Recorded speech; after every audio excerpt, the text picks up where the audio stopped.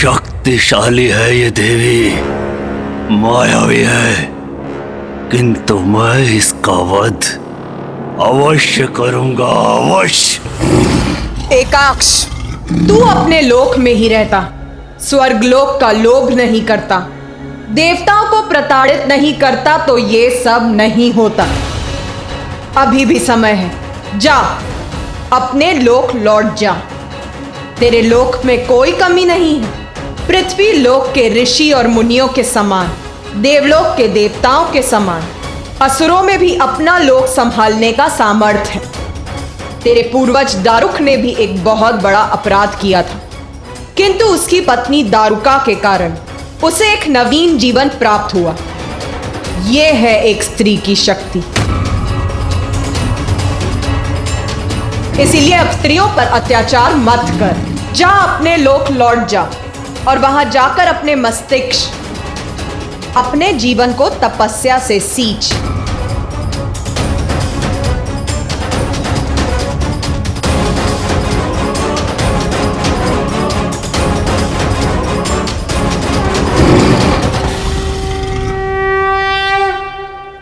ऐसी स्थिति में कोई भी यही करता, जो अपराध किए हैं उसका प्रायश्चित करता। किंतु एकाक्ष का अहंकार अभी भी उसकी बुद्धि पर छाया हुआ था।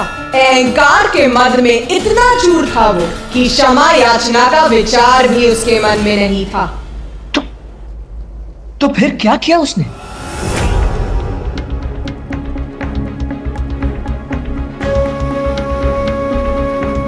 एकाक्ष ने अपनी असुर सेना का आवाहन किया।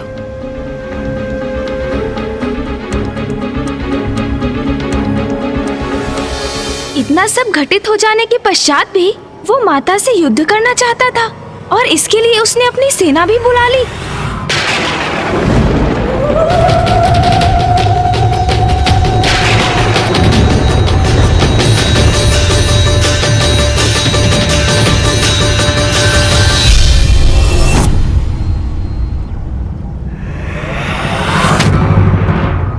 बहुत बहुत धन्यवाद इस मार्गदर्शन के लिए देवी।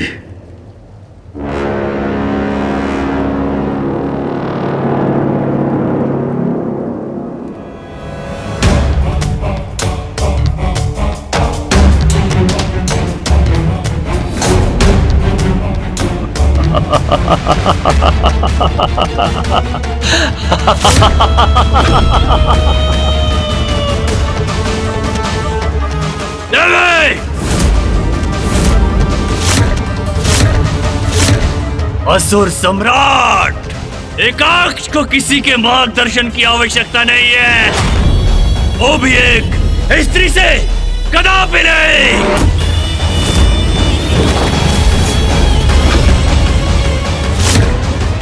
माता ने जो इसे अवसर दिया है उसे भी गवा रहा है ये दुष्ट। मार्गदर्शन तो अब मैं कराऊंगा तुम्हें, मैं।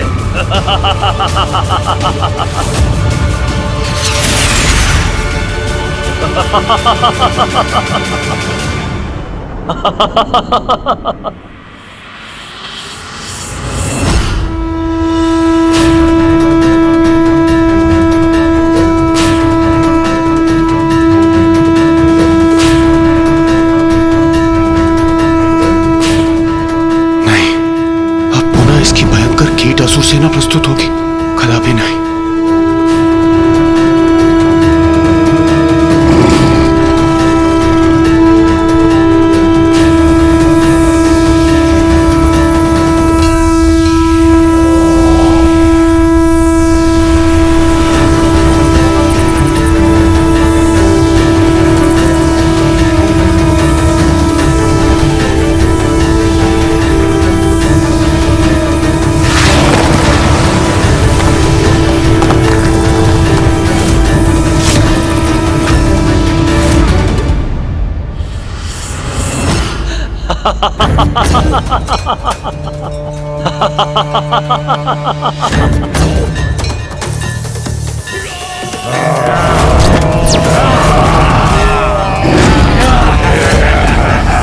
क्या हुआ देव?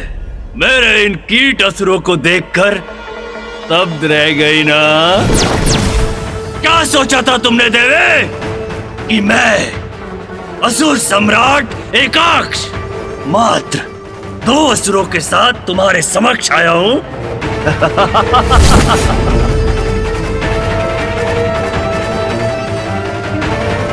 देखो देखो, मेरी संपूर्ण सेना है मेरे साथ, संपूर्ण सेना।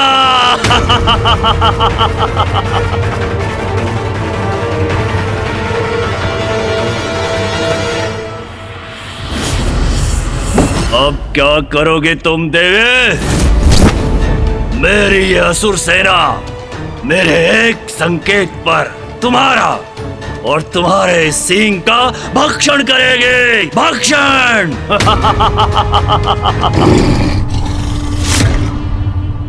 कहो देवी, क्या करूं अब मैं? तुम्हें प्रवचन सुनाऊं? जहां से भी आई हो वापस लौट जाओ। मैं तुम्हें तुम्हारी भूल सुधारने का अवसर देता हूं। जाओ, अथवा यही अंत कर दूंगा तुम्हारा, यही। बोलो बोलो देवी, क्या चाहती हो तुम? बोलो।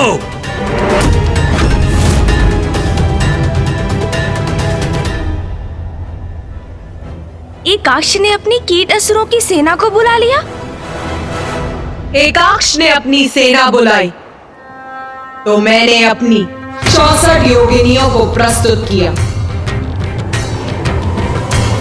माता की सेना?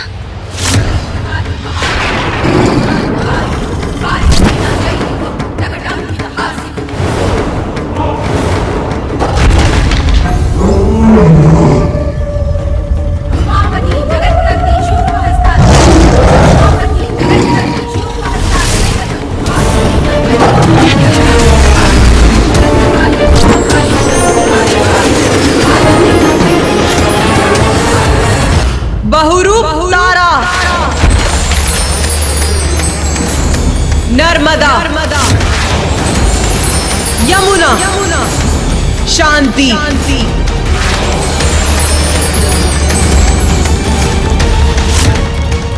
ये तो अपने भीतर से अन्य देवियों को उत्पन्न कर रही है।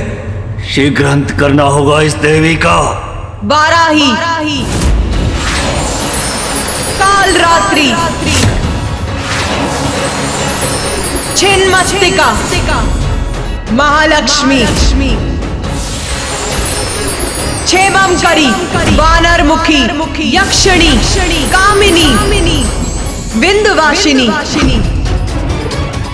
काली, उमा, चामुंडा, धूमावती, स्तुति, अदिति, नारायणी, वायुवीणा, पूर्ति,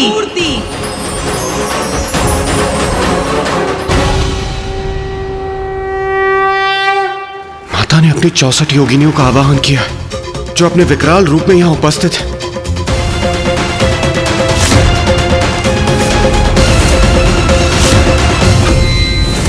ये एक देवी अनेकों देवी बन गई। कोई बात नहीं, मैं इन सब का वध करूंगा, सबका। अरे रुक क्यों गई देवी? तुमने मात्र 64 स्त्रियां उत्पन्न की है। ये सामना करेंगी मेरी सहस्रों शक्तिशाली असुर सेना का। तेरी सेना? क्या है तेरी सेना? यदि मेरी समस्त योगिनियां संहार करें तो एक पल में समस्त सृष्टि को मिटा सकती है। देखना चाहता है तू इनकी संहारक शक्ति? बस बहुत हो गया। अब इस क्रीड़ा का अंत करने का समय आ गया है। अंत। मेरे असुरों, देखो, जो कहा था वही किया मैंने। तुम्हें स्वर्ग लोक में उत्तम जीवन का वचन दिया था मैंने, वो प्रस्तुत है तुम्हारे समक्ष। देखो, मैं तुम्हें और स्त्रियां दे रहा हूं तुम्हारे भक्षण के लिए, और वो भी कोई असुरी राक्षसी स्त्रियां नहीं, देवियां दे रहा हूं, देवियां।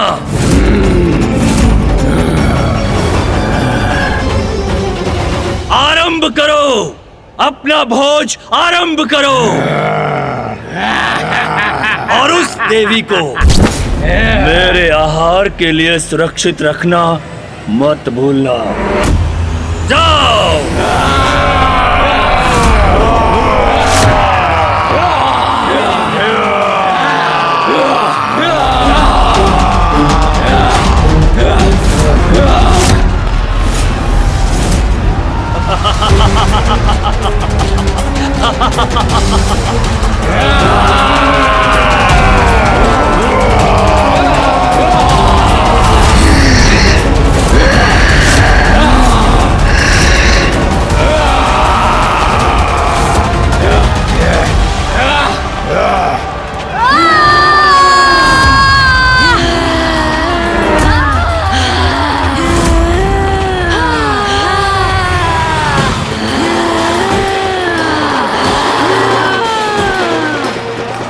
ये देवियां इतनी विशालकाय कैसे हो गई?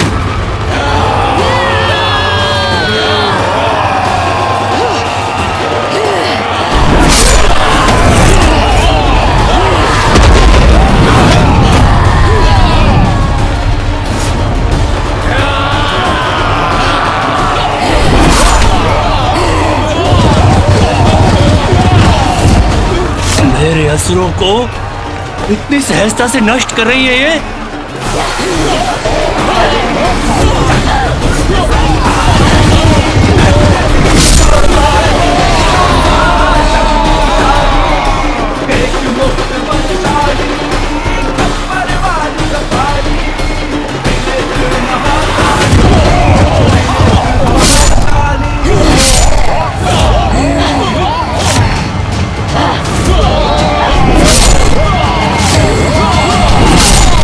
ये क्या हो रहा है? मेरे असुरों का ऐसा विनाश, वो भी इन देवियों के हाथों? ये संभव नहीं है, संभव नहीं है ये।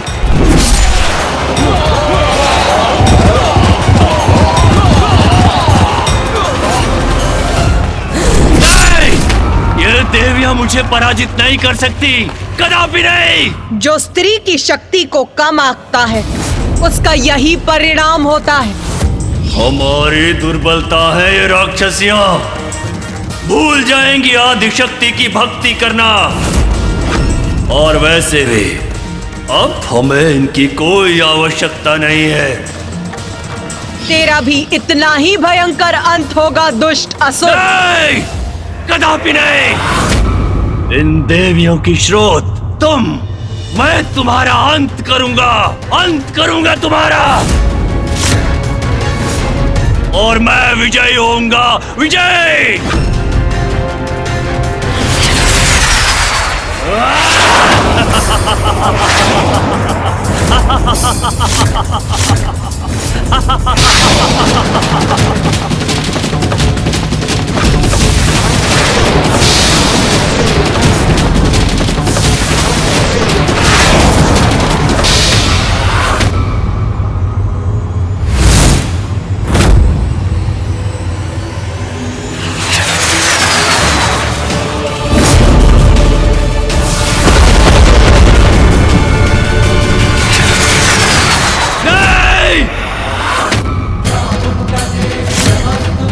रक्तपान होगा।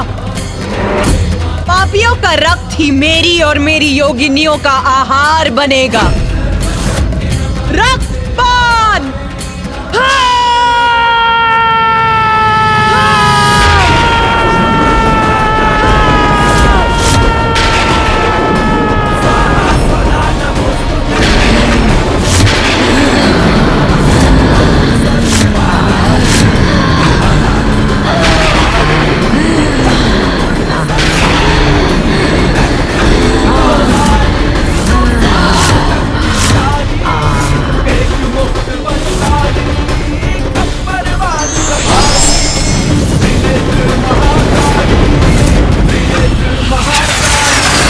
मुझे ज्ञात नहीं तुम सब अपना आकार छोटा करके क्या सिद्ध करना चाहती हो?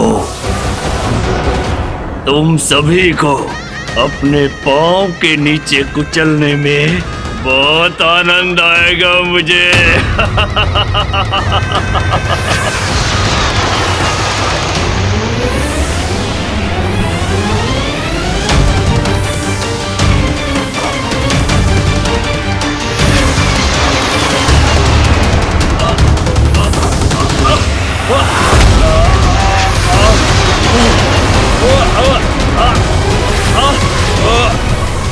छोड़ो मुझे! कहाँ लेकर जा रही हो मुझे? छोड़ो! छोड़ो! छोड़ो! मैं कहता हूँ छोड़ो मुझे!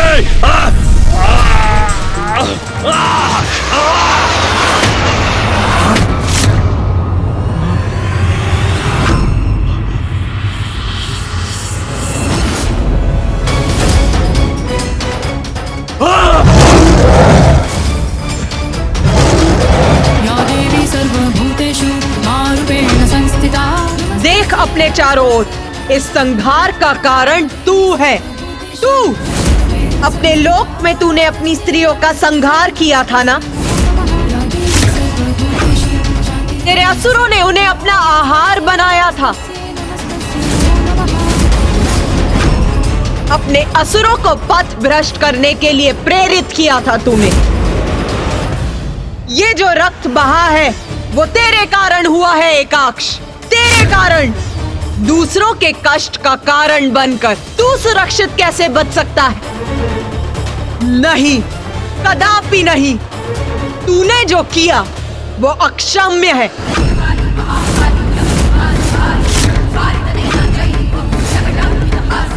नहीं, मुझे क्षमा कर दीजिए।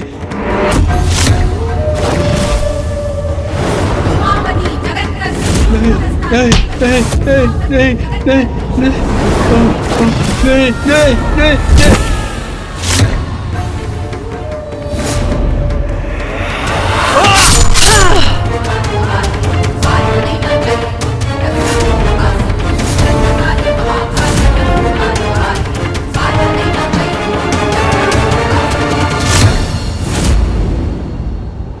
दुष्टों की दुष्टता का अंत भयानक ही होता है।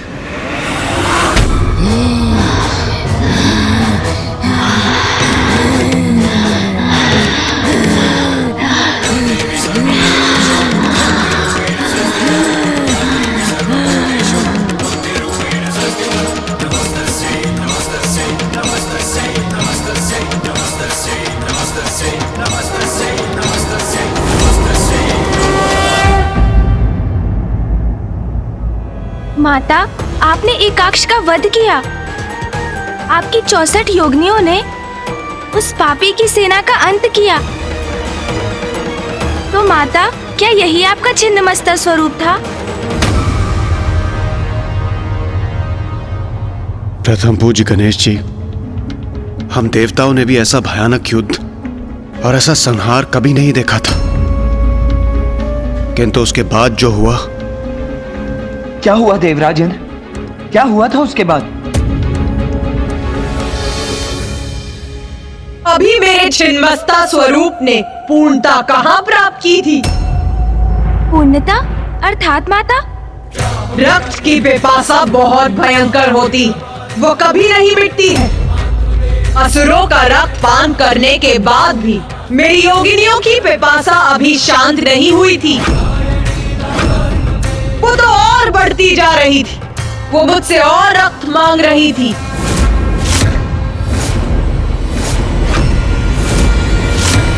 और रक्त माता? तो किसका रक्त दिया आपने उन्हें? रक्त दीजिए माता, रक्त दीजिए माता, रक्त दीजिए माता, रक्त दीजिए माता, रक्त दीजिए, कृपया रक्त दीजिए माता, हमें रक्त दीजिए, हमें और रक्त चाहिए माता, हमारी रक्त पिपासा बुझी नहीं है, हमें और रक्त चाहिए, रक्त दीजिए माता, और हमें रक्त दीजिए, कृपया कीजिए माता। रक्त चाहती है और रक्त चाहती है योगिनी। जो उन्हें प्राप्त नहीं हुआ तो वो सर्वत्र संहार करेंगे। हम भूखे हैं किंतु माता। अब असुर शेष नहीं रहे। हम तुम किसके किसके रक्त रक्त का का पान करें हम? किंतु अब असुर शेष नहीं हमें रहे। रक्त चाहिए किसके माता। रक्त का पान भूखे करें? हैं माता। भूखे हैं हम भूखी है माता, हमारी भूखी है हम। मिटाइए माता। हमारी भूख मिटाइए माता। समस्त संसार को मैं भोजन प्रदान करती हूँ, फिर तुम सभी को भूखा मैं कैसे छोड़ सकती हूँ मेरी योगिनियों? भूखे हैं हम। माता हूँ मैं तुम सभी की भूख मिटाने के लिए, तुम सभी के आहार के लिए मैं तुम सभी को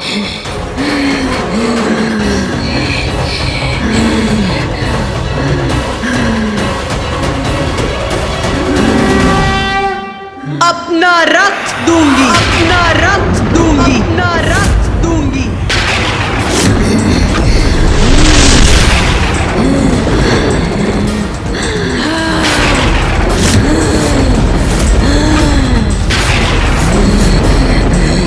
अपना रक्त देंगी माता।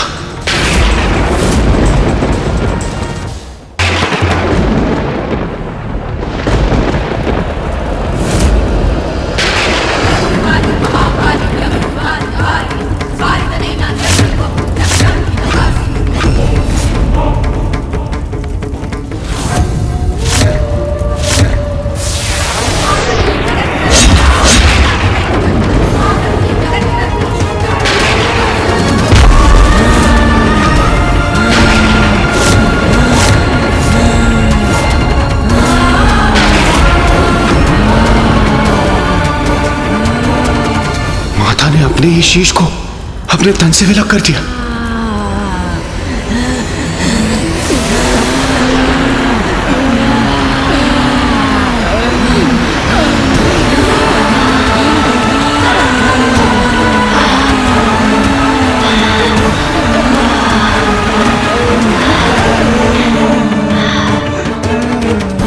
कितनी अद्भुत है माता की लीला।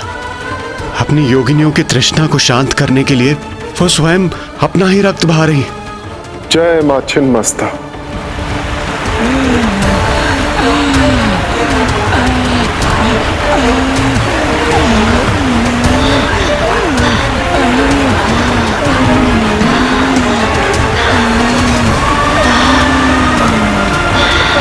मैं ही संसार को भोजन देती और मैं ही उसका भक्षण भी करती। शक्ति के शीश विहीन होने पर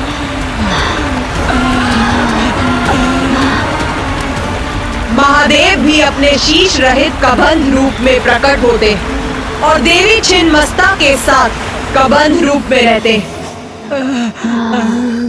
आप महान हैं माता, दया की सागर हैं आप।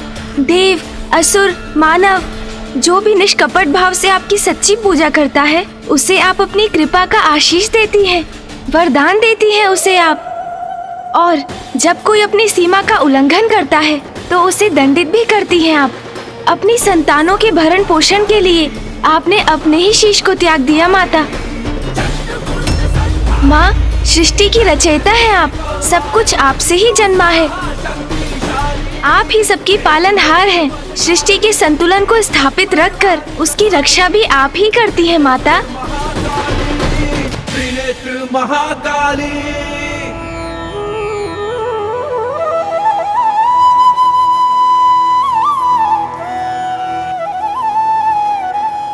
माता, आपका प्रत्येक स्वरूप आपकी शक्ति और आपकी लीला का अद्भुत अनुपम उदाहरण है। अब हमें अपनी माता छिन्नमस्ता के स्वरूप की महिमा और उसका फल बताने की भी कृपा कीजिए।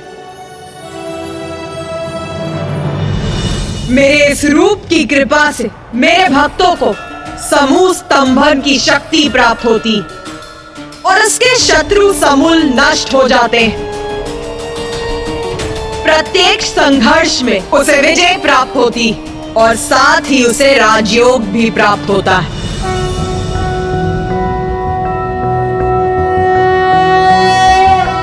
नाभौ शुद्ध सरोज वक्त्र विलसत् पान्धुक पुष्पारुणम् भास्वद भास्कर मंडलम् तदुदरे तद्योनि चक्रं महत् तन्मध्ये विपरीत मैथुन रत प्रद्युम्न सत्कामिनी पृष्ठस्थान तरुणार्ककोटिविलसत्तेजः स्वरूपां भजे।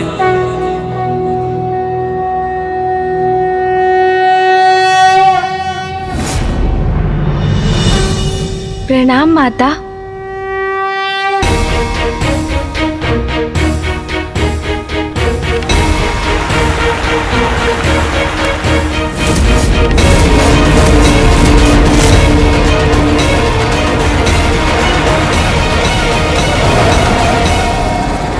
मुझे अनुमति है ना माता कि मैं अपना प्रश्न आपसे पूछ सकूं?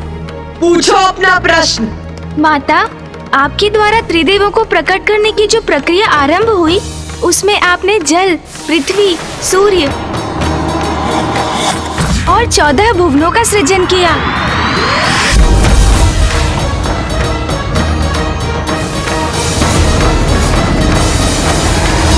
तत्पश्चात 84 लाख योनियों को आपने जीवन भी दिया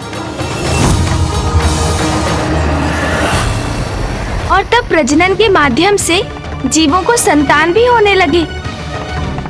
इसके उपरांत आपके द्वारा सृष्टि की रचना का कार्य पूर्ण हो गया होगा ना माता? कार्य पूर्ण हो गया?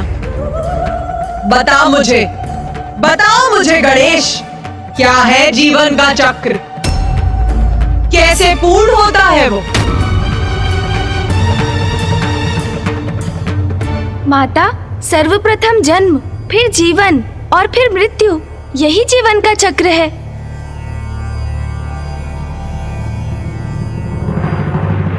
उत्तम उत्तर है तुम्हारा, और उसी में तुम्हारे प्रश्न का उत्तर भी निहित है।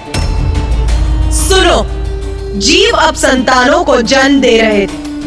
जीवों की संख्या में वृद्धि हो रही थी, किंतु उनकी मृत्यु नहीं हो रही थी। इसीलिए प्रकृति में असंतुलन उत्पन्न होने लगा, और इसीलिए मेरे दूसरे अवतार के अवतरित होने के लिए ये आवश्यक हो गया।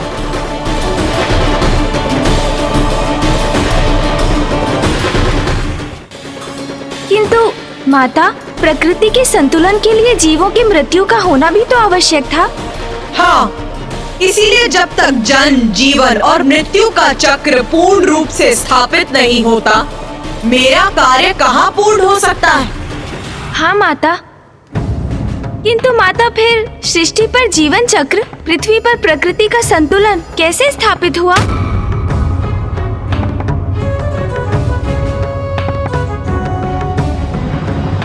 यही प्रश्न देवताओं के मन में भी उत्पन्न हुआ था। इसी का उत्तर पाने वो ब्रह्मदेव के पास गए, और फिर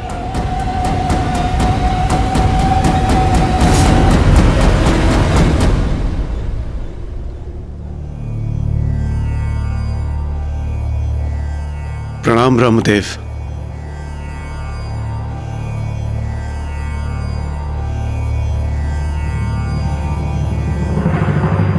ब्रह्मदेव, पृथ्वी पर यदि इसी प्रकार जीवों का जन्म होता रहा तो उनके अंत की कोई व्यवस्था ही नहीं होगी।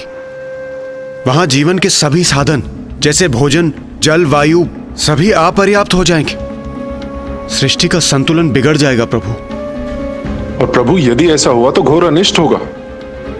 कृपया करके आप ही कोई समाधान सुझाकर इस समस्या का निदान कीजिए प्रभु।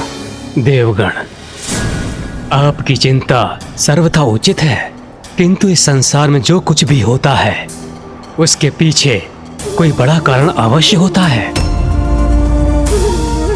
जब देवी श्री महाकाली ने संसार के जीवों को प्रजनन क्षमता प्रदान की तो उन्हें भी इस परिस्थिति का पूर्वानुमान अवश्य होगा।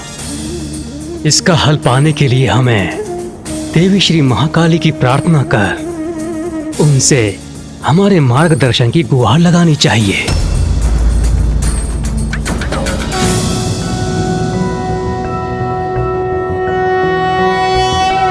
ॐ खड्गं चक्रगदेषु चापपरिघात्रशूलं भुशुण्डिं शिरः शङ्खं सन्दधतिं करे स्त्रीनयनां सर्वाङ्गभूषावृतां नीलाश्वकुतिमास्य पाददशकां सेवे महाकालिकां यामस्तो व्यस्वपिते हरो कमलजो हन्तुं मधुं कैटभम् ॐ जयन्ती मङ्गलकाली भद्रकाली कपालिनी दुर्गा क्षमा शिवा धात्री स्वाहा स्वधा नमोस्तुते।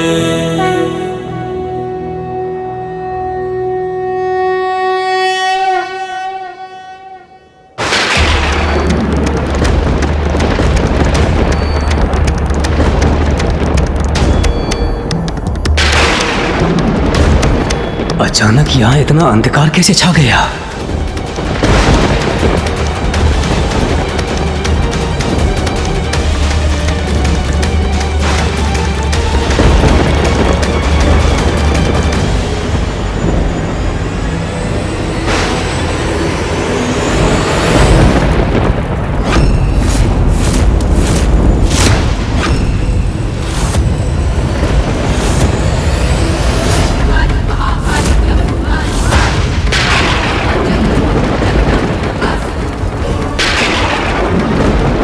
प्रणाम देवी भैरवी।